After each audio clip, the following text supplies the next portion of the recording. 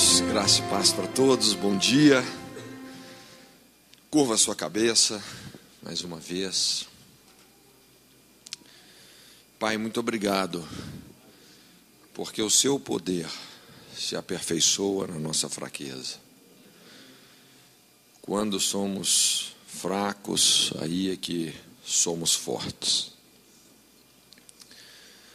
E podemos declarar, Senhor, que nossa suficiência, toda nossa capacitação, vem apenas de Ti. Obrigado porque aprove ao Senhor colocar a excelência do seu tesouro em vasos de barro. Senhor, e nós reconhecemos isso, que tudo vem da sua mão, Senhor. Senhor, que em nós mesmos, Senhor, nós não temos nada, mas em Ti nós temos e somos tudo. Tudo podemos naquele que nos fortalece. Por isso a Ti damos de todo o nosso coração toda a honra, toda a glória, todo o louvor, toda a adoração. No nosso coração, no nosso espírito, nós nos curvamos, nos dobramos diante da Sua majestade. O Seu caráter é perfeito, é lindo, Senhor. O Seu amor é infinito, Jesus. Queremos nos aproximar da Tua face e beijá-la, dizendo que Te honramos, Senhor. Honramos o Teu nome, Senhor. Por isso faz resplandecer a luz e o calor do Seu rosto sobre as nossas vidas, que possamos andar sob o impacto da luz do Teu rosto. Glorifica o Teu nome, Senhor. Colocamos essa manhã diante de Ti. Que o Senhor possa descortinar diante dos nossos olhos os Teus segredos, as Tuas verdades. Senhor, para que possamos andar nas pegadas abertas pelos Teus passos. No nome de Jesus. Amém, Senhor. Amém. Amém. Pode assentar. Irmãos, uma das coisas que eu creio que sempre me ajudaram muito na minha vida espiritual é que desde cedo eu aprendi muito a dar à palavra de Deus o valor que ela realmente merece, que ela tem. E eu sempre tive uma certa preocupação em estudar os caminhos de Deus, conhecer os caminhos de Deus. E espiritualmente falando, se você está no lugar onde você está hoje, se eu estou no lugar onde eu estou hoje, se nós chegamos onde nós chegamos, isso é devido ao quê? Ao caminho que você tomou. O caminho sempre te leva o quê? A um destino, a um lugar, não é? Então não existe assim uma mágica assim nessa coisa não. Dependendo do caminho que você toma, realmente você vai chegar num destino, não é isso? O caminho sempre te leva a um destino. Mas o mais interessante é que, espiritualmente falando, o caminho que nós temos que tomar, ele não é só um caminho, mas ele também é uma pessoa, né? Jesus falou, eu sou o caminho, ele é uma pessoa. Então é mais do que um caminho, é uma companhia. É uma companhia que você tem. E a gente percebe que Jesus ele sempre enfatizou muito essa questão de pessoas, não as pessoas terem um rótulo religioso, não é? Mas as pessoas de fato serem seguidoras, andar nas pegadas abertas pelo Filho de Deus. E o que eu quero assim que você entenda é que realmente Deus é um Deus que tem caminhos. Deus anda por caminhos. E se tanto eu, quanto você, quanto qualquer pessoa, Se realmente nós queremos chegar naquele destino, naquela plenitude da bênção do Evangelho para as nossas vidas, nós vamos ter que entender os caminhos de Deus. Não tem como andar com Deus sem um discernimento dos seus caminhos. Então a Bíblia fala de pessoas que andaram com Deus. A Bíblia fala assim: Enoque andou com Deus. O cara andou tanto com Deus que ele foi tão longe que ele não voltou mais, já ficou com Deus lá por cima. O Senhor o tomou para si. Então a Bíblia fala de homens como Abraão, homens que andaram com Deus, Davi, homens que conheceram profundamente os caminhos de Deus. E quando a gente pensa nos caminhos de Deus, é lógico, isso é um conjunto de verdades, a gente não tem como esgotar esse assunto, né? Esse assunto para um livro inteiro. Mas uma das coisas mais importantes é que os caminhos de Deus, eles não são muito facilmente notados, muito até pelo contrário. São caminhos encobertos. E a Bíblia fala que nem todos vão conseguir enxergar esses caminhos. Existem muitos pontos cegos. Então, os caminhos de Deus, eles são paradoxais. Você sabe o que é um paradoxo? Um paradoxo, numa definição simples, é uma verdade escondida numa contradição aparente. Então, aquele negócio parece ser contraditório, mas tem uma verdade muito poderosa escondida ali. Então, os caminhos de Deus são assim, eles são paradoxais. Quem olha de fora não enxerga, não sabe, não entende como a coisa realmente funciona, mas é daquele jeito que funciona. E é por isso que o mundo sempre anda na contramão dos caminhos de Deus. E as pessoas, então, tentando chegar num lugar, acabam chegando em outro. Jesus falou: porfiai por entrar pela porta estreita. Estreita é a porta, apertado o caminho que conduz à vida. Poucos, ele falou assim, poucos encontram. Poucos encontram. Larga é a porta, espaçoso o caminho que conduz à perdição, e muitos entram. Muitos escolhem viver a sua vida entrando pelo caminho largo, não é isso? Então a gente percebe que o Evangelho não tem muito a ver com democracia, não. A maioria está entrando pelos descaminhos da vida, aqueles caminhos que parecem ser bons, mas no final são caminhos de morte. Então eu gostaria de falar sobre um desses caminhos de Deus que eu chamo o direito de renúncia, a famosa marca da cruz. A marca da cruz.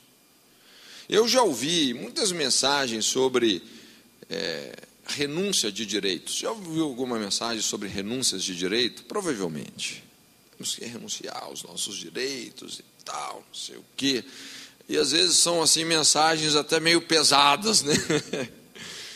Porque a maneira como nos é passado esse entendimento é uma coisa assim extremamente castrativa, mas eu percebo que esse título, vamos dizer, seria bem melhor colocado, não como renúncia de direitos, mas o direito de renunciar. Isso porque a renúncia é um estilo de vida que produz benefícios tão poderosos que não deve ser interpretada como um fardo. A gente precisa de uma visão, de uma mudança de paradigma realmente aí. Então a renúncia como estilo de vida deve ser encarada não apenas como um dever, vamos dizer, na verdade mas acima de tudo como um direito do cristão. Essa é uma das engrenagens mestras do Evangelho. você vai perceber que muitas coisas são acionadas realmente na nossa vida, em todos os sentidos, quando você abre mão das coisas, por incrível que pareça. Então, no fundo, essa é uma aula para a gente poder aprender a maneira correta de receber o que Deus tem para cada um de nós. O que Deus tem? Deus tem. Deus tem muito para todos. Deus tem muito para todos. Mas a questão é como receber essas coisas que Deus tem. Como é que você recebe isso? Ontem nós falamos um pouco sobre oração, não é? Pedir, dar-se-vos-á. Pedir é um princípio. Mas o que a gente percebe é que tem questões que elas envolvem realmente um conjunto de princípios, e a gente tem que se mover dessa forma, através de todo um conjunto de princípios.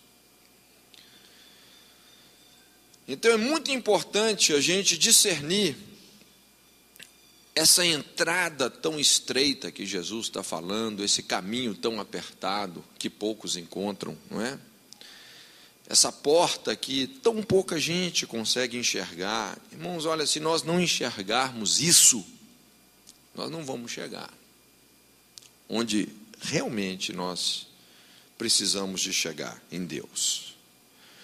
Você vê que a falta de renúncia foi definida por Jesus como esse caminho largo, a vida aparentemente fácil, porém extremamente pesada e desastrosa.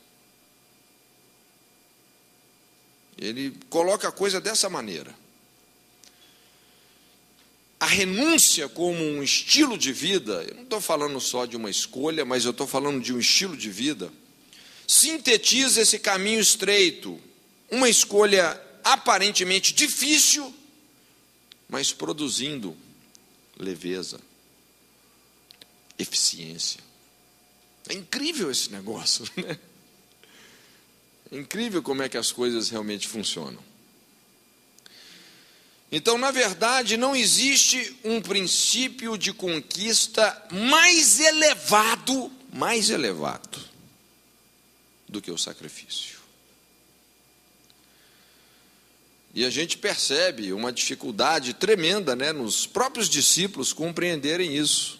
A gente vê que esse foi um ponto cego, não é? Quando Jesus estava ali diante das pessoas que o prenderam, toda aquela reação de Pedro, corta a orelha de um e tenta se defender, não é? E Jesus fala: Pedro, rapaz, eu podia ter pedido ao Pai 12 legiões de anjo, ele me daria.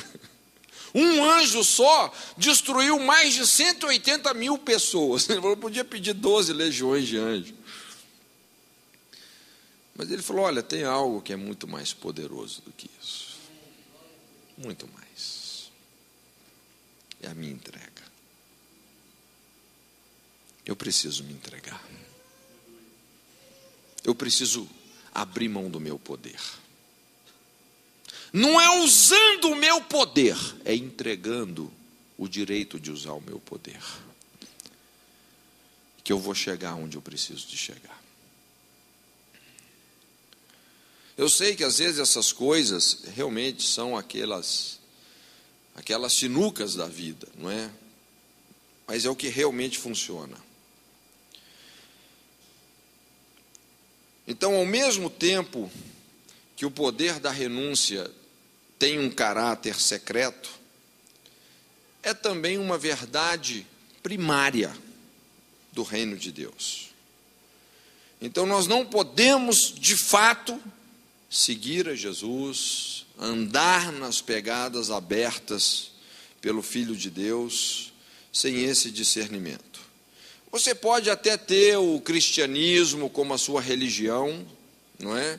Mas você jamais irá desfrutar da plenitude da presença de Deus se você não aprender a obediência nessa profundidade de negar a si mesmo. Você pode até ter, não, eu sou cristão, você carrega esse rótulo, não é? Pode até ter o cristianismo como a sua religião. Mas para você experimentar realmente o poder da companhia de Deus, você vai ter que obedecer nessa profundidade.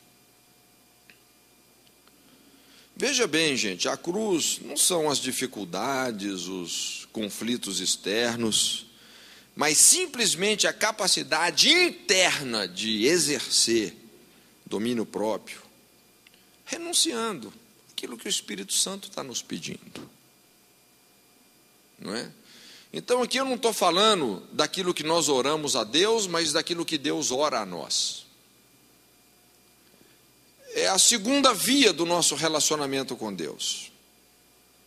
E a grande chave do Evangelho, a essência do amor, na verdade, não é receber.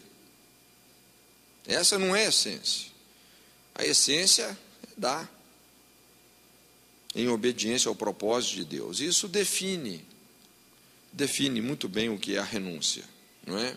É aquilo que Deus está nos pedindo. Em 1 Coríntios 13:3, a Bíblia fala assim: ainda que distribuísse todos os meus bens para sustento dos pobres, e ainda que eu entregasse o meu corpo para ser queimado, e não tivesse amor, nada disso me aproveitaria. É lógico que a essência dessa obediência não é você dar por dar, não é você entregar por entregar, sofrer por sofrer, mas qual que é a essência? É a obediência. E Deus é muito inteligente, muito estratégico naquelas coisas que Ele nos pede.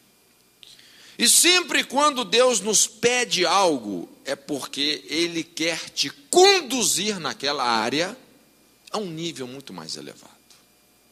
Ele quer te dar muito mais coisas. Ele está te convidando a entrar por um caminho onde você vai ter acesso aos tesouros dele. Essa é a compreensão que você tem que ter. Porque parece que quando Deus nos pede uma coisa, não é? Aí vem aquela luta, né? Porque muitos sofismas que batalham contra esses caminhos de Deus. Não, então eu vou perder aquela visão medíocre, mas é como se Deus estivesse te convidando para algo muito mais elevado. Entende? Para subir com Ele. Então veja bem, Jesus salientou muito a importância, né, da renúncia como estilo de vida. Ele condicionou o fato de andarmos com Deus a um estilo de vida onde nós devemos sempre estar vulneráveis a isso. A abrir mão para Deus, a entregar para Ele, a sacrificar para Ele. Essa é a forma de desobstruirmos o fluir realmente do Senhor sobre as nossas vidas.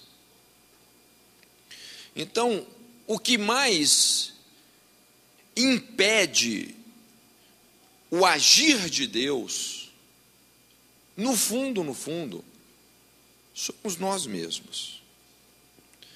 A questão não é o grau da dificuldade que aquela situação que você está enfrentando tem. Talvez hoje você está assim, enfrentando uma situação que é uma batalha para você tão grande, é um monte intransponível. Senhor, mas como que eu vou conseguir realmente ter esse recurso, vencer essa situação?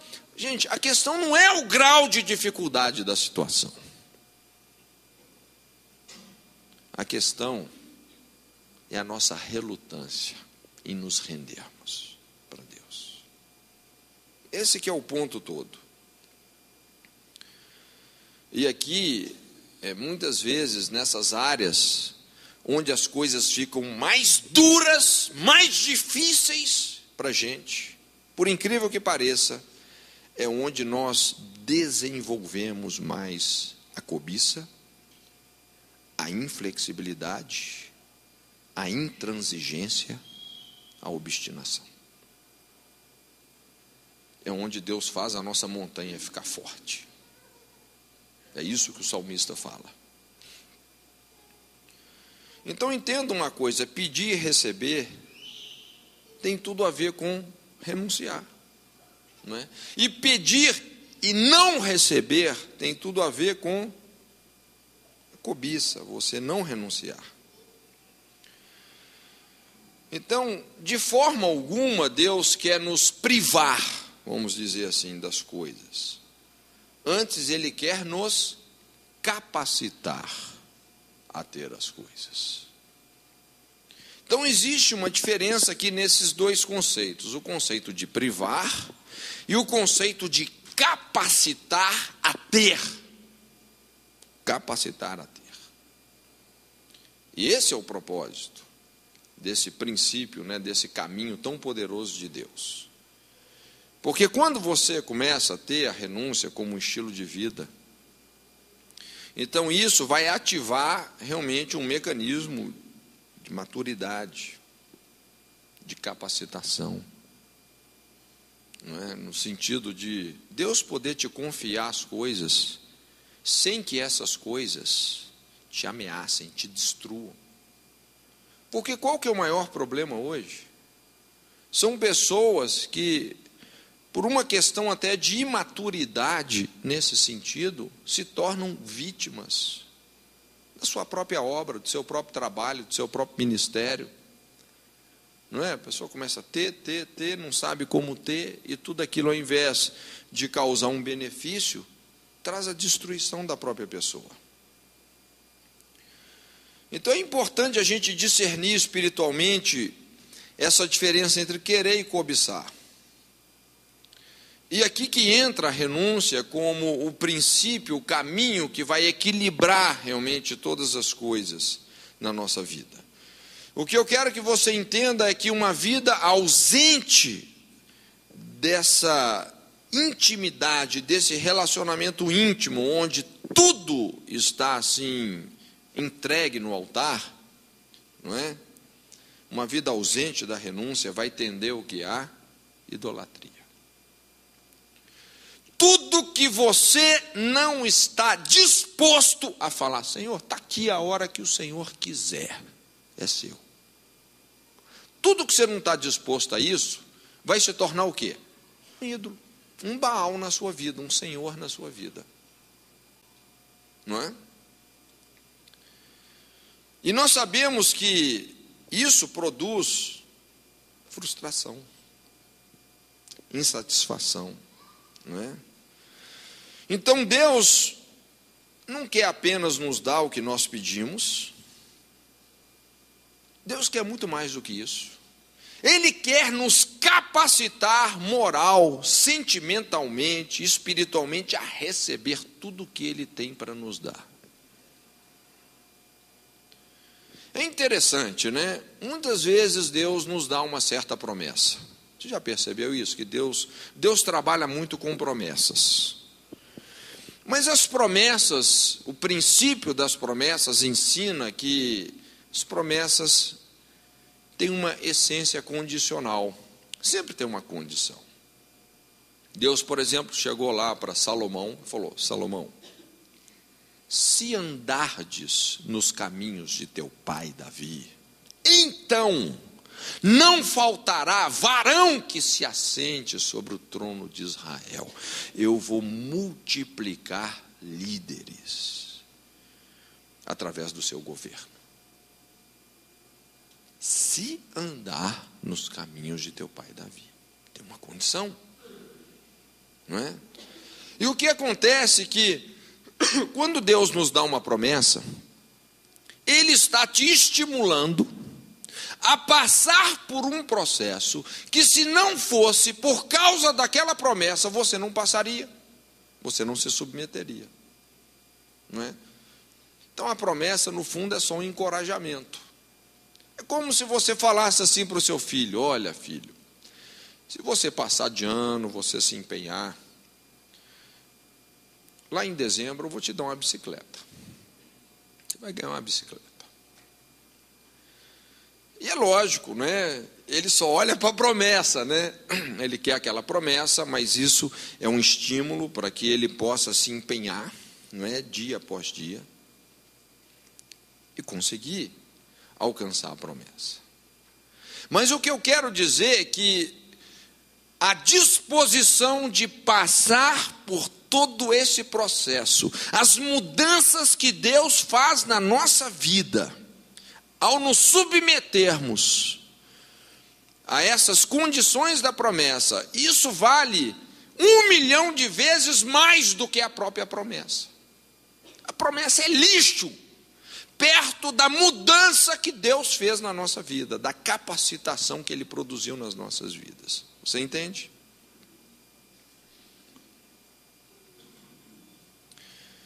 Então, a imaturidade espiritual está diretamente relacionada com essa incapacidade de negar a si mesmo quando necessário, de não saber combinar renúncia com voluntariedade.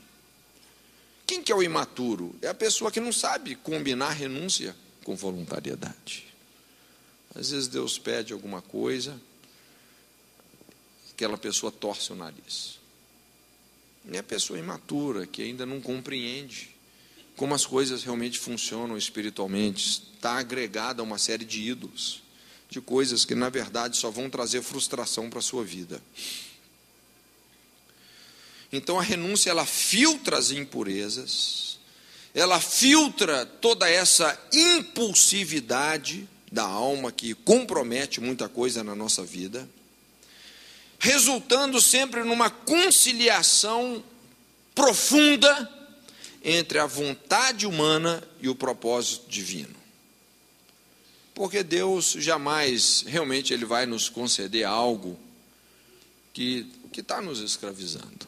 Então, nós temos que quebrar esse poder da escravidão, da idolatria, da cobiça, para que Deus realmente possa nos dar as coisas. Aquilo que vai ser usado realmente sabiamente. Então, a renúncia é esse princípio ativo através do qual Deus lida com a idolatria do nosso coração e com a carnalidade da nossa alma. Essa é a marca da cruz. A marca da cruz no caráter de uma pessoa é o inconfundível diferencial entre a carnalidade e a espiritualidade. Aqui é onde nós aprendemos a não andar segundo os nossos desejos e sentimentos e passamos realmente a andar por uma convicção do Espírito, andar por fé, não por vista, não por sentimentos. E isso, obviamente, vai revolucionar também a nossa vida de oração. A renúncia não apenas inspira orações corretas, como também incrementa a autoridade da oração, não é? Então, reiterando, eu quero salientar que a renúncia não deve ser apenas encarada como um dever, mas, na verdade, como um direito. A renúncia, enfaticamente, não é algo que vai nos restringir negativamente. Ela é positiva e, de uma maneira paradoxal, proporciona uma vida corretamente próspera e abundante. Esse é o princípio mestre para você ter uma vida corretamente próspera. Porque a questão não é só você ter uma vida próspera, mas é você ter uma vida corretamente próspera. Prosperidade tem que ser de dentro para fora, não é? Então é importante a gente desfazer alguns sofismas. Muitas pessoas, na verdade, elas acabam se tornando pessoas frustradas, não realizadas, infelizes, porque elas estão se privando dessa alegria, né, que lá em Atos 20, 35, Paulo fala, não é? A alegria que existe em dar, mais bem-aventurada coisa é dar do que receber. Uma das maiores mentiras de Satanás é essa: nós só vamos ser felizes recebendo. Então nós temos só que receber, receber, receber. Eu sempre digo, esse é o princípio do anticulto, né? Do antisserviço a Deus. Então, cultuar é você realmente entregar o que Deus está pedindo. Esse é o culto inteligente, racional. É quando você se apresenta como oferta, você se rende, você entrega aquilo que o Senhor está pedindo. E o exemplo de Jesus nos inspira realmente a dar nesse nível sacrificial. Então eu quero compartilhar com você o que eu chamo aqui o mapa do esconderijo de Deus. Eu não sei se você já parou para pensar sobre isso, mas Deus tem os seus esconderijos, não é? A Bíblia fala sobre o esconderijo de Deus, lá no Salmo 91, aquele que habita no esconderijo do Altíssimo. Gente, olha, tem muitas coisas em Deus que nos pertencem, que elas estão o quê? Elas estão escondidas. E você concorda comigo que Deus sabe como esconder as coisas? Ele sabe como esconder as coisas. Então existe um lugar de habitação. Um lugar de habitação no esconderijo de Deus. Não é? Paulo chega a dizer lá em Colossenses 3, não é? A nossa vida está escondida com Cristo em Deus. Tem uma vida escondida. E é interessante que essa vida que ele fala aqui, essa palavra usada é o zoe. O zoe. É aquela vida abundante. Quando Jesus fala, eu vim para que tenhais vida, vírgula, e vida em abundância. A vida eterna não é só quantidade de vida, é qualidade de vida, é o zoe de Deus, essa vida que emana de Deus. Essa vida que todo mundo está procurando por aí em tantas coisas, não é? Procurando em riquezas, bens, fama, carnaval, né? Está procurando em tudo. Mas só que essa vida, ela está o quê? Ela está escondida. E você já percebeu que quanto mais as pessoas tentam procurar essa vida por esses caminhos tortuosos, que não são os caminhos de Deus, mais essas pessoas estão o quê? Frustradas, deprimidas. Hoje nós vivemos a era da depressão, não é? Então existe uma vida que está escondida com Cristo em Deus. Como é que a gente chega nessa vida? Qual que é o mapa do esconderijo de Deus? Graças a Deus que Jesus deu esse mapa, né? E apesar de Jesus ter explicado assim muito direitinho esse mapa para os discípulos, mas foi um dos pontos de maior conflito, de maior guerra espiritual. Um dos capítulos na Bíblia que eu acho assim muito importante é o capítulo 16, no Evangelho de Mateus. É porque chegou aquele momento, então, no relacionamento de Jesus com os discípulos, que ele precisava de explicar a essência do caráter da sua missão. E ele precisava de falar sobre o seu sacrifício, explicar algo mais profundo. Então Jesus havia enviado os discípulos de 2 em 2, eles foram para muitos lugares, o poder de Deus fluiu de uma maneira extravagante sobre a vida deles. Então a Bíblia fala que eles pregaram o evangelho por muitos lugares, curaram enfermos, expulsaram demônios, ressuscitaram mortos. Fizeram coisas tremendas, o reino de Deus estava avançando, e Jesus reuniu com eles e começou a ouvir todas essas coisas, eles estavam muito alegres, mas Jesus falou, olha, isso tudo é muito bom, mas alegrem-se mesmo, porque o nome de vocês estão arrolados nos céus. E Jesus começa então a fazer algumas perguntas, porque ele queria chegar exatamente nesse ponto. E ele fala assim, olha, o que as pessoas estão dizendo sobre quem eu sou? E eles começam a falar, olha, Senhor, uns dizem que o Senhor é Jeremias, é Elias, é João Batista, um dos profetas que ressuscitou e tal, né? Quer dizer, todas aquelas opiniões, todo mundo tentando decifrar quem era aquela pessoa enigmática de Jesus. E Jesus, então, mais especificamente, vós, quem dizeis que eu sou? E é quando Pedro tem aquela inspiração abençoada do Pai, fala, tu és o Cristo, o Filho do Deus vivo. E aquilo realmente empolgou o coração de Jesus, porque os discípulos já estavam entendendo boa parte do caráter da sua missão, do seu propósito, não é? Ele estava ali como o Messias, o esperado por séculos, o Yeshua HaMashiach, a salvação de Israel. E Jesus vai aprofundando então essa compreensão, até que ele começa a falar sobre a sua morte, sobre a sua entrega. Importa que o Filho do Homem seja entregue nas mãos dos gentios, seja morto e ressuscite ao terceiro dia. Para que Jesus foi falar isso aí? Esse negócio de renunciar, de morrer, para quê? O mesmo Pedro, que tinha sido poderosamente usado por Deus para dizer, tu és o Cristo, no mesmo capítulo, empresta a boca para Satanás. Ah, Senhor, não faça isso.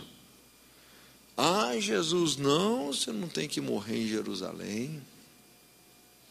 Veja bem, Pedro não estava assim, tendo uma má ideia, né?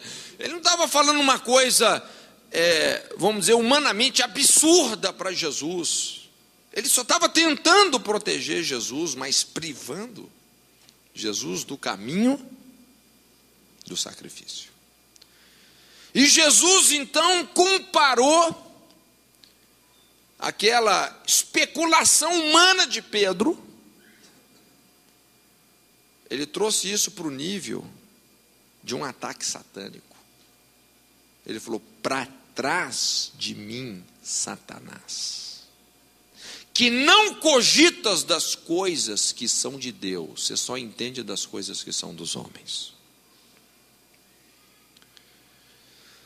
Eu não sei se você percebe esse ponto cego que tinha aí na vida dos discípulos.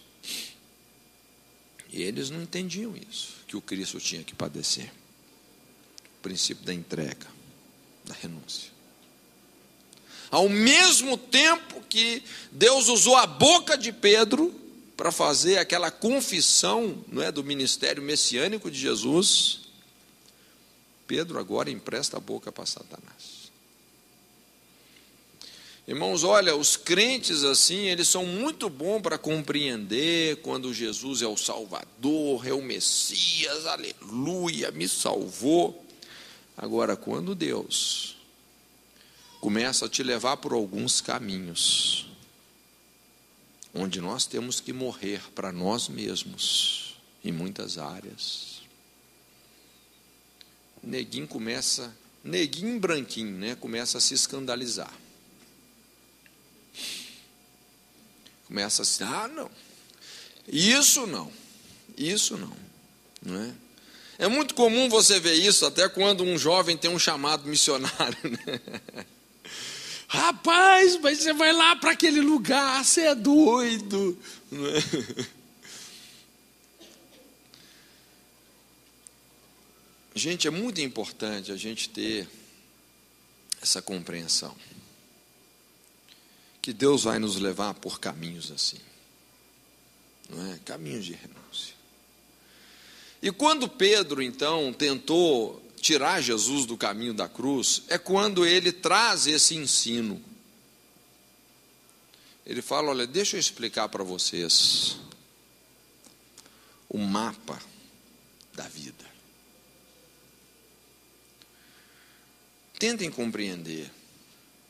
E Jesus então fala assim, olha, aquele, pois, que quiser salvar a sua vida nesse mundo, perdê-la. Eu preciso te falar uma coisa. Tudo que você está tentando salvar na sua vida vai vazar pelos seus dedos. Você pode entender isso. Quanto mais você agarra, quanto mais você segura, mais você perde.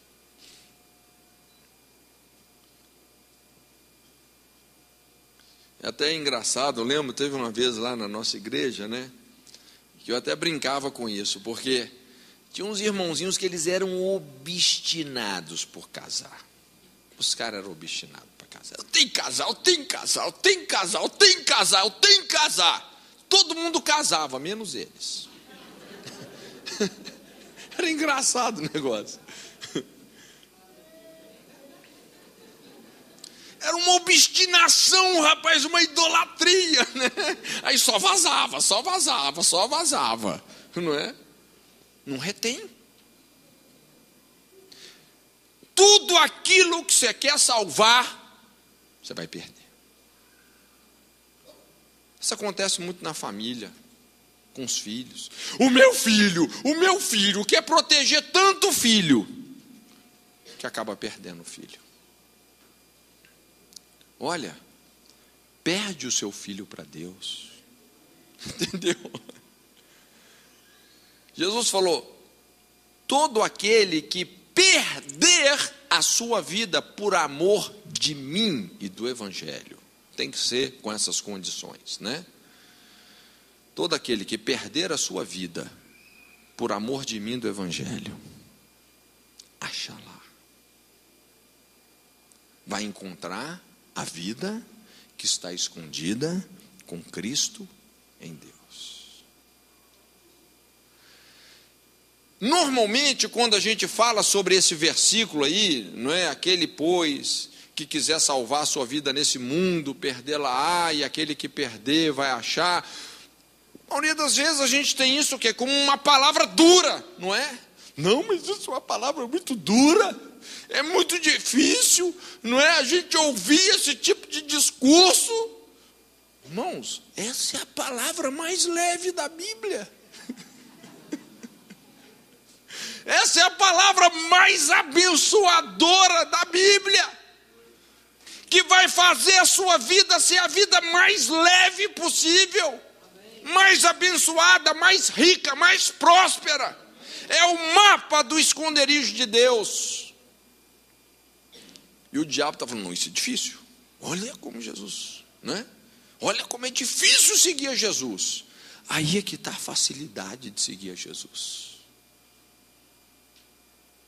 É nesse ponto que reside a facilidade. E quando nós nos sonegamos esse direito, irmãos, nós ficamos presos. Uma vez eu estava vendo um documentário, né, de um tipo de macaco, não é? Os índios caçavam macaco assim. Eles colocavam uma cumbuquinha, não é, com uma castanha lá dentro, tipo um coquinho. E o coquinho era meio grande, então só tinha um espaço para a mão do macaco entrar, né? Aí a mão do macaco entrava, a hora que ele agarrava o coquinho, a mão não saía, ele ficava preso. Mas os macacos eram tão gananciosos que mesmo quando os índios vinham pegar eles, capturá-los, eles não soltavam o coquinho. Não soltava o coquinho, ficava ali agarrado, né? Aí era capturado. Irmãos, tem muito crente macaco aí, né? O cara não solta o coquinho de jeito nenhum e chama isso de fé. Gente, há uma diferença entre fé e obstinação. A gente tem que discernir esses conceitos. Solta o coquinho. Entrega para Deus. Sai dessas armadilhas. Não é verdade? É assim que nós nos privamos de ter o melhor de Deus. Então, essa é a lei da conquista. Quando nós perdemos a nossa vida para Deus, a vida ressurreta de Jesus vai se manifestar em nós. Quando perdemos os nossos direitos para Deus, os direitos de Deus serão nossos. Quando damos tudo aquilo que Deus pede, é que nós vamos receber tudo que Ele promete. Quando queremos salvar aquilo que Deus quer que nós percamos, nós frustramos os planos de Deus. Porque às vezes Deus não está querendo que você ganhe, Deus está querendo que você perca. E quando você perde é que você ganha. É uma verdade escondida numa contradição aparente. É um paradoxo. Mas é assim que funciona. Então, para a gente terminar, vamos ver aqui alguns propósitos básicos da renúncia. O primeiro é cumprir a lei do amor. Olha, eu vou te dizer um negócio.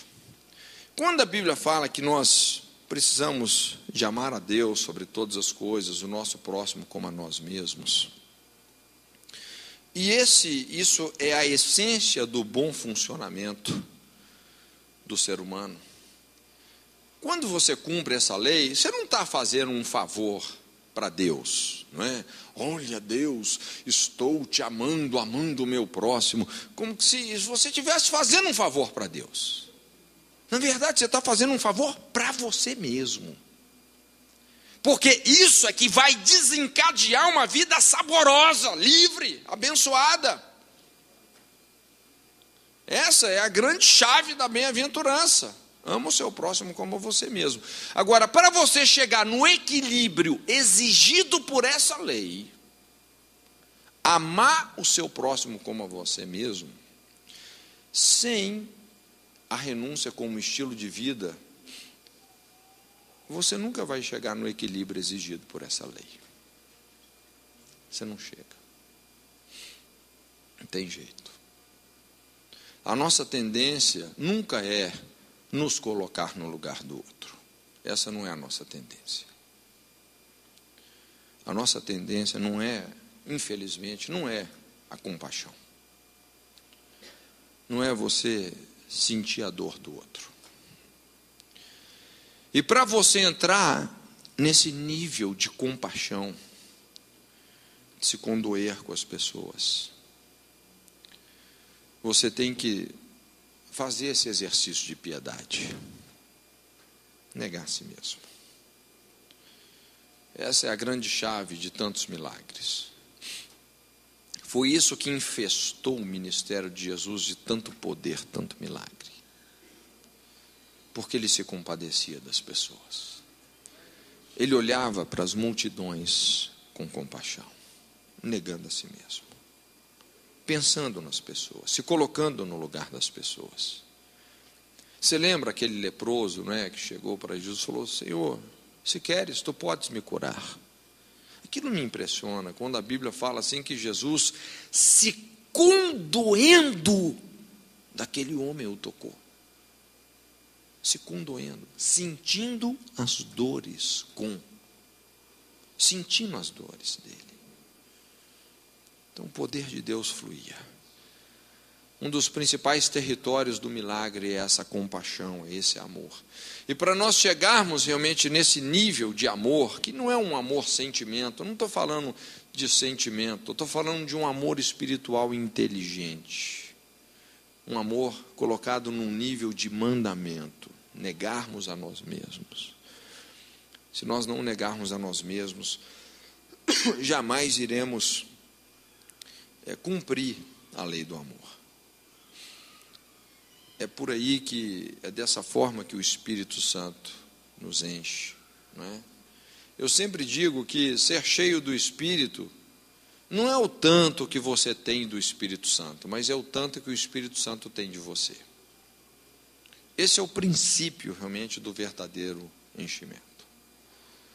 Não é o quanto você tem do Espírito Santo, mas é o quanto o Espírito Santo tem de você. Isso vai determinar se você é cheio de si mesmo ou cheio do Espírito Santo, né? Uma outra coisa fundamental que a renúncia desencadeia é uma vida inteiramente liberta, sobre vários aspectos. Então a renúncia possibilita não apenas um relacionamento profundo com Deus, como também um relacionamento livre com o nosso próximo, com as pessoas. Querendo ou não, gente, nós vamos nos relacionar com muita gente difícil, problemática, pessoas que vão nos ferir, pessoas que vão nos trair, pessoas que às vezes vão fazer coisas que podem realmente afetar o nosso destino, sabia? De uma maneira terrível. E eu sei que muitas vezes tem alguns relacionamentos assim que eles são extremamente mais comprometedores, porque você quase que é obrigado a conviver com aquela pessoa. E aí começamos então, não é, a levantar as nossas exigências, que a pessoa tem que ser como eu quero que ela seja, não é? E aí que realmente a confusão está armada. Mas quando você tem espírito de renúncia, quando você sabe respeitar a pessoa, você pode reverter os rumos da sua vida e daquele relacionamento. Isso vai, isso vai trazer assim uma conquista, uma vitória de Deus para os nossos relacionamentos. Também uma vitória sobre o pecado, não é? Nós sabemos que a renúncia é o que torna o arrependimento algo genuíno e transformador. Irmãos, a grande essência do arrependimento, e o arrependimento é essa tomada de posição que realmente nos faz não apenas ver, mas entrar no reino, não é? E Jesus falou que o reino de Deus, ele não vem com aparência exterior, mas ele está dentro em vós, esse conjunto de experimentarmos realmente tudo isso que Deus tem para a gente, não é? A essência do arrependimento é essa renúncia, essa decisão interna, não é, de renunciar ao pecado. É quando você fala, olha Deus, nem que eu tenha que suar sangue, mas isso aqui eu não faço mais. Tomei uma decisão. Não é você que vai deixar o pecado é que vai te deixar depois dessa decisão. É uma decisão tão firme que você toma que realmente aquilo é onde o pecado se ajoelha debaixo do poder do Espírito Santo. Então não existe uma vitória sobre o pecado sem renúncia, sem essa capacidade interna de negarmos a nós mesmos, não é, dizendo não, aborrecendo o que Deus aborrece e amando o que Deus ama. Também a renúncia é uma grande chave para nos libertar de toda insatisfação. Na verdade, uma das coisas que mais produzem insatisfação e frustração, por incrível que pareça, é a falta de renúncia. Tudo aquilo que nós não entregamos para Deus torna-se um ponto de insatisfação, de tormento, não é? Ou seja, aquilo que está te incomodando realmente hoje, só está te incomodando na proporção que está te incomodando, porque você ainda não, de fato, entregou isso sem reservas para Deus. Porque a hora que você entrega, acabou o barulho. Você não tem mais que dormir com esse barulho. Já não é mais um problema seu. É um problema de Deus. Entrega. Não é? Então tem muita gente insatisfeita, porque não entregou. Entrega. Entrega o teu caminho ao Senhor. Confia nele. E o mais Ele fará. Não é? Você está entendendo como é que você libera uma ação de Deus? Não é? Entrega. Ok? Chega de se descabelar com esse negócio. Eu me lembro uma vez uma irmãzinha, né? Ela falou bem assim, Cote, cansei de ficar ferida. cansei, eu perdoo agora de todo. Pronto, resolveu o problema. Cansei de ficar ferida, ficar amargurada, cansei disso. A renúncia também nos liberta das cadeias sentimentais. Medo, ansiedade, preocupação, paixões descontroladas vão existir na nossa vida até o momento que nós decidimos o quê? Negar a nós mesmos para escolher nos conduzir pelos princípios de Deus. Então, coragem não é a ausência do medo, é a renúncia do medo. É você agir mesmo em função do medo. A fé brota quando nós renunciamos à ansiedade, às preocupações. Enquanto você está ansioso, você não crê. Você não ouve a voz de Deus. Você só ouve barulho. Não é? Você só ouve a voz dos homens, os sofismas do diabo, né? Enquanto você está ansioso, não tem jeito. Mas quando você nega a si mesmo, entrega para Deus, então você chega nesse lugar da fé. Um sentimento de amor se torna puro e sadio quando nós sacrificamos a paixão. Como é que você pode saber que um sentimento é de Deus? Não é? Coloca ele debaixo do fogo do altar, entrega. Se você não pode sacrificar uma paixão, provavelmente isso vai te derrubar. Você vai ser um ídolo. Quando você coloca um sentimento debaixo do fogo do altar, o que é palha vai queimar, o que é ouro vai se transformar ainda mais puro, não é? Eu me lembro de um casal lá da nossa base. Na verdade, os dois estavam querendo namorar, só que o pai dela, por algumas questões raciais, o pai dela foi totalmente contra o namoro. Então eu liderava eles diretamente. Então eu falei, não, sem a bênção dos pais, não assumam compromisso nenhum. Não podemos começar um relacionamento quebrando princípios, não é? Como é que você vai estabelecer um namoro se os pais não estão abençoando? Não é? Isso é encrenca, esse é o princípio da maldição, não é? Você romper um relacionamento com o pai para começar um relacionamento de namoro.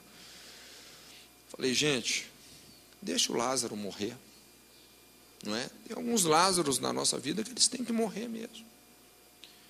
Foram lá chamar Jesus, Jesus, vem rápido.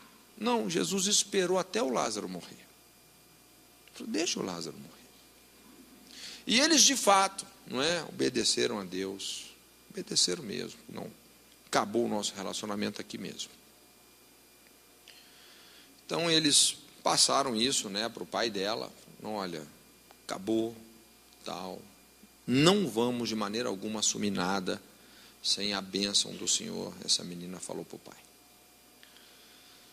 Passou mais ou menos 1 ou 2 meses. Deus pegou o pai dessa menina por aqui, porque assim ele tinha um problema muito sério com racismo. Crente. Pegou ele por aqui, mas deu um esfrega assim tão grande nele, que ele então chamou os dois, pediu perdão, falou, não, vocês podem namorar. Ele se sentiu honrado também com a atitude deles. Vocês podem namorar. Hoje é um casal maravilhoso, são pastores de uma igreja, não é? Deus os tem abençoado muito. Mas o que realmente destravou todo esse propósito de Deus na vida deles, o que os libertou dessas cadeias de um destino talvez totalmente comprometido espiritualmente, foi exatamente esse Lázaro. Eles deixaram Lázaro morrer mesmo. E Deus ressuscitou.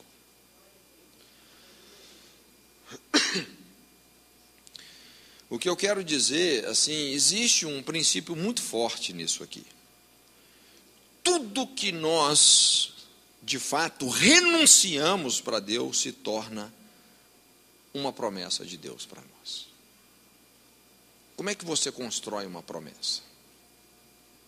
Renunciando, entregando. Deus está aqui. Não é? Tudo que você entrega, aquilo vai se transformar numa promessa. E o melhor virá. O melhor virá. Quando Abraão entregou Isaque, aí, realmente Isaque se transformou no famoso filho da promessa. Foi quando ele entregou. Não é? Aquilo foi algo assim crucial no que Deus fez através da descendência de Abraão. Porque Abraão entregou o seu filho, Deus também entregou o dele. Porque Abraão entregou o seu filho, Deus transformou aquele único filho numa nação. Ali Isaque deixou de ser um indivíduo e passou a ser uma nação. Entende?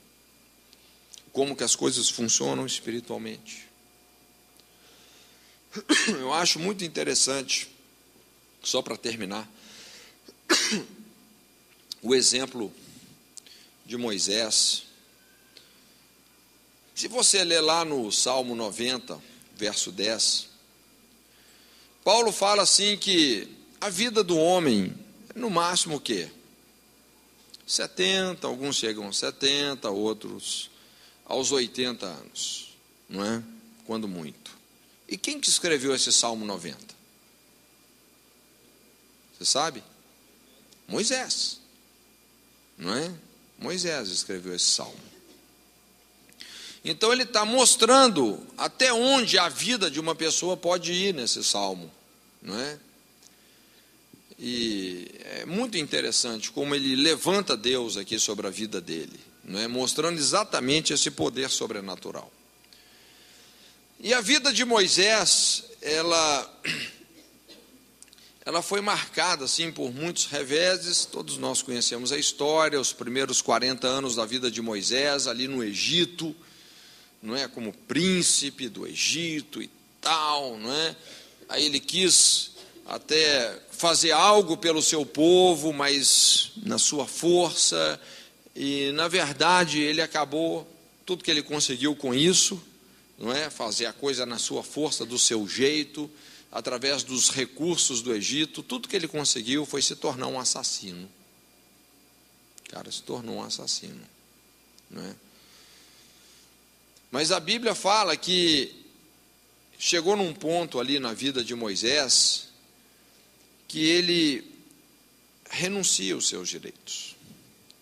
Ele fala que Moisés se recusou a viver de acordo com os prazeres transitórios do pecado. Hebreus 11, de 24 a 26.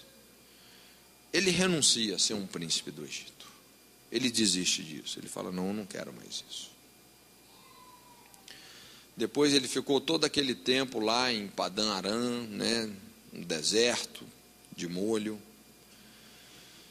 Mas por causa dessa atitude de Moisés de renunciar ao principado do Egito, de renunciar àquela vida fácil, vivendo de acordo com os prazeres transitórios do pecado, quando ele perdeu a vida dele para Deus, então ele ganhou um bônus, porque aos 80 anos de idade, o que aconteceu? É quando Deus, quando ele já devia estar morrendo, né? Deus aparece para Moisés, de uma sarça ardente que não se consumia. E ali, aos 80 anos, ele tem um chamado para resolver a sua vida no Egito, tirar todo aquele povo de lá, não é? E a Bíblia fala que Deus deu a Moisés realmente uma vida extra.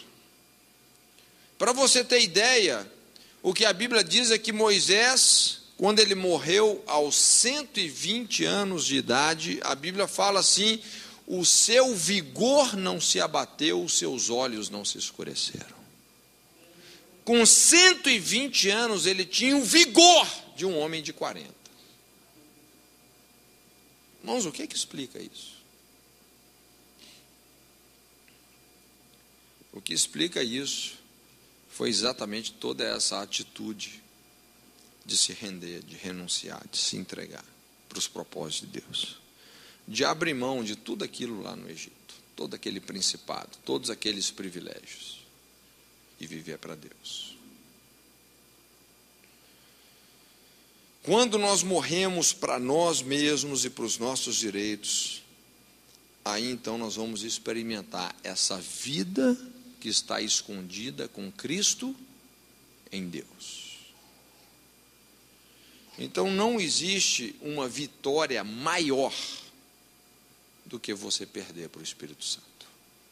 Quando a gente fala de renúncia, eu não estou falando, como eu disse, de você sofrer por sofrer, você perder por perder, abrir mão por abrir mão, mas eu estou falando de uma entrega inteligente, que vai lidar realmente com todas essas impurezas da alma, que vai nos levar a uma vida plenamente reconciliada com a presença de Deus.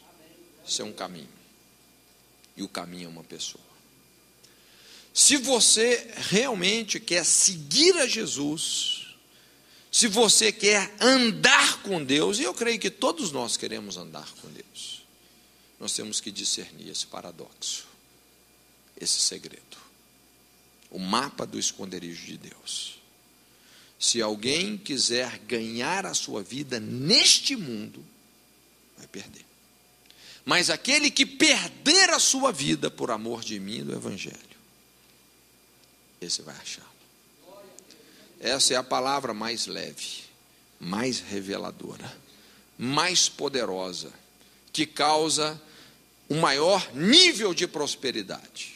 É a engrenagem mestra dos caminhos de Deus. Então curva a sua cabeça agora, amém? Deixa o Espírito Santo falar com você. Pode ser que hoje você está numa encruzilhada da vida.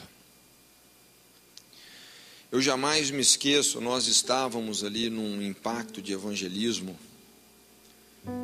numa grande festa em Blumenau chamada Oktoberfest. Estávamos lá dentro da Proeb, do lugar onde acontece essa festa. E eu me lembro que eu fui evangelizar uma mulher, e quando eu me aproximei dela e eu perguntei para ela se ela já tinha ouvido falar sobre Jesus e tal. Aí ela olhou para mim e eu me assustei um pouco, porque ela não tinha esse maxilar inferior, ela não tinha esse osso aqui de baixo. Então assim, o rosto dela estava bem deformado. Mas quando eu perguntei se ela conhecia Jesus, então essa mulher ali, de um instante por outro, ela desabou em lágrimas. Ela desabou. E ela falou assim: olha, eu conheci Jesus. E ela não conseguiu assim se conter, ela foi me contando e chorando o que havia acontecido com ela. É uma pessoa que sempre foi, vamos dizer assim, uma pessoa boa, né? Uma Cornélia da vida. Precisava ali de alguém que pudesse assim definir as coisas espiritualmente para ela.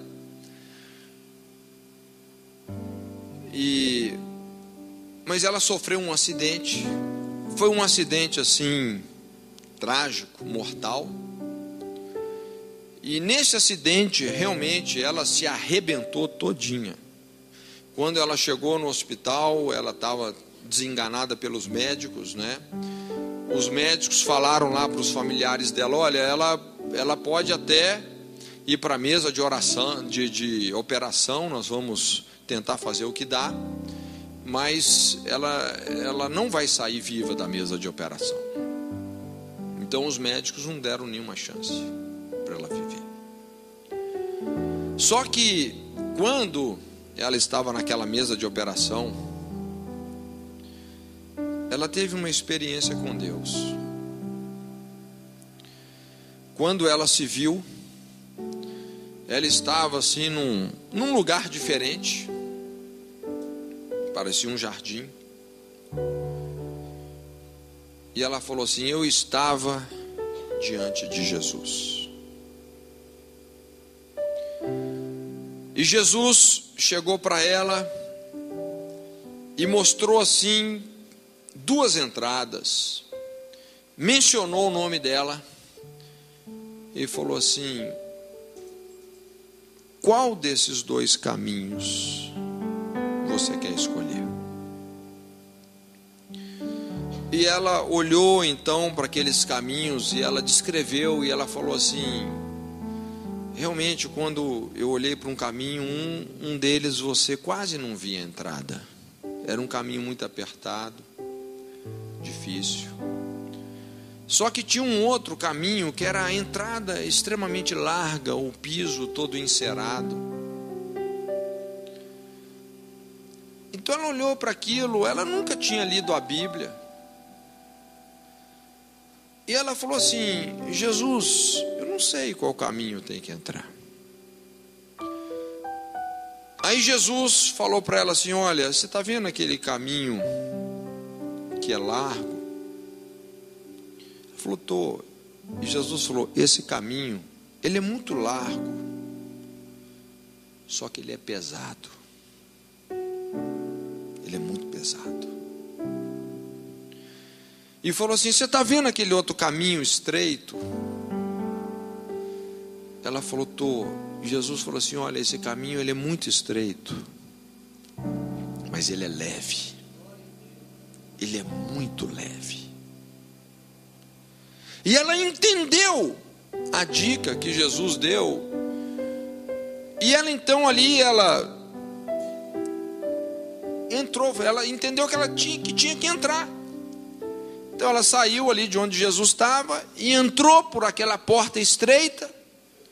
E ela foi andando naquele caminho e ela me falava assim: olha, tinha lugares que eram difíceis de passar nesse caminho. Havia muitos lugares que haviam muitos espinhos no chão. E aqueles espinhos, ela falou, eles começaram assim a machucar os meus pés. E ela foi andando, ela disse, por muito tempo eu andei naquele caminho. E ela estava já meio exausta quando ela chegou, ela escreveu assim como sendo, sei lá, um tipo de um oásis. Alguns anciãos receberam ela ali. Ela falou que um deles colocou uma fruta que ela nunca tinha visto na boca dela, e aquela fruta, quando tocou na boca, como se ela dissolvesse e revitalizasse todo o ser dela. E ela falou que um outro daqueles anciãos passaram algo assim na sola dos pés, um unguento. E quando ela se viu, ela estava já depois da cirurgia. Ela não tinha morrido. E ela me falou assim que, disse em lágrimas, lá no meio do Oktoberfest. E ela falava assim: quando eu voltei da cirurgia, essa experiência para mim tinha sido assim algo tão real, que além de todas as dores que eram horríveis que eu tinha pelo meu corpo inteiro por causa do acidente, das cirurgias, ela sentia a sola dos pés ainda com o latejar dos espinhos daquele caminho. E ela estava ali em tanta agonia, né, por causa de tanto sofrimento, tanta dor por causa do acidente, que ela então chegou e falou assim: Jesus, me leva desse mundo, eu quero ir para aquele lugar onde eu estava, eu não quero ficar mais aqui, eu quero ficar com o Senhor. E ela disse que naquele momento, mais uma vez ela viu Jesus no quarto dela. E quando ela pedia assim: Jesus, me leva, e Jesus, sem dizer nada, só acenava a cabeça como que dizendo não. Acho que Jesus queria dizer: olha, querida, você tem um caminho estreito a percorrer na sua vida ainda. E ela pediu algumas vezes. Então finalmente Jesus olhou para ela e falou assim: eu vou levar comigo as suas dores. E a partir dali, aquela experiência acabou. De uma maneira sobrenatural, essa mulher, a partir dali, não teve nem mais uma dor. Acabou. E ela então, isso devia ter uns 3 ou 4 meses que havia acontecido.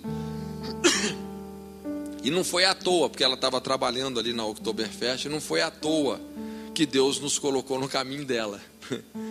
Então ali a gente pôde dar algumas orientações que foram muito importantes para a vida espiritual dela.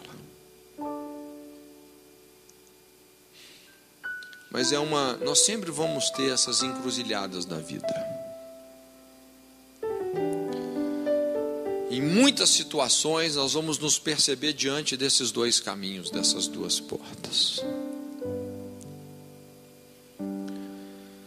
Aquilo foi uma experiência para ela que decidiu a própria vida eterna, a salvação. E talvez já não é mais o nosso caso, mas tem muitas situações que vão determinar a qualidade de vida que nós vamos experimentar. As escolhas que nós vamos fazer.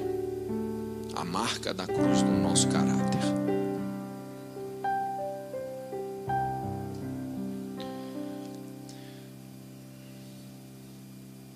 Eu gostaria de orar com você para a gente poder terminar.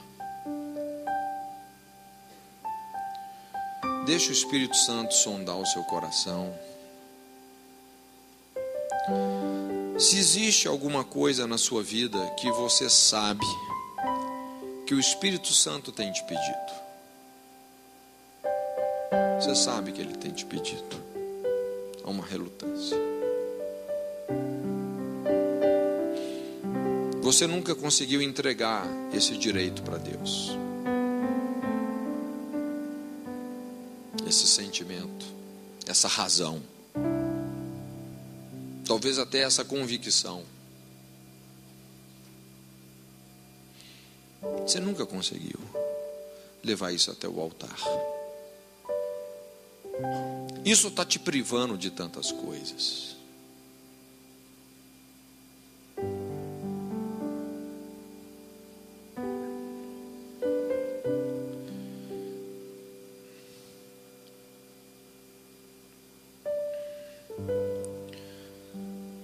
Se você discerne que hoje você precisa de definitivamente resolver isso, trazer isso para o altar de Deus, o seu Isaac, o seu Lázaro, eu gostaria que você saísse do seu lugar e viesse aqui na frente.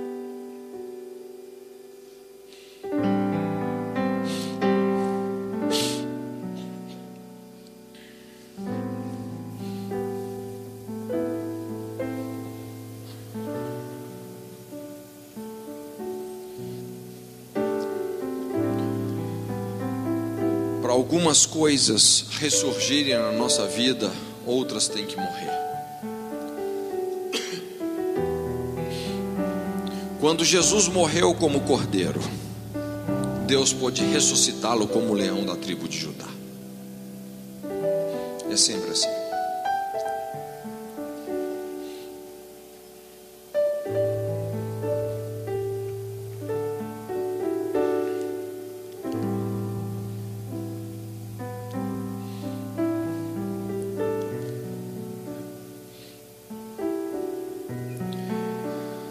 Pai, no nome de Jesus,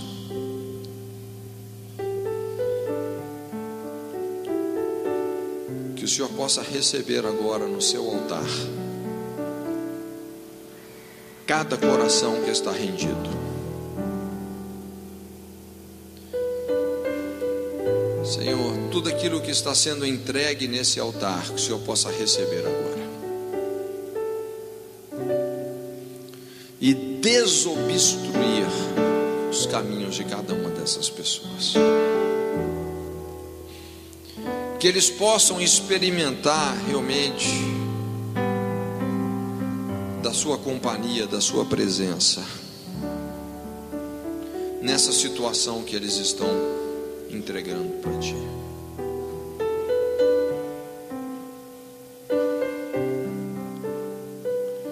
Recebe, Senhor. Senhor, e junto com essa entrega, retira, Senhor, todo peso, todo medo, toda preocupação, todas as mazelas da vida espiritual, retira.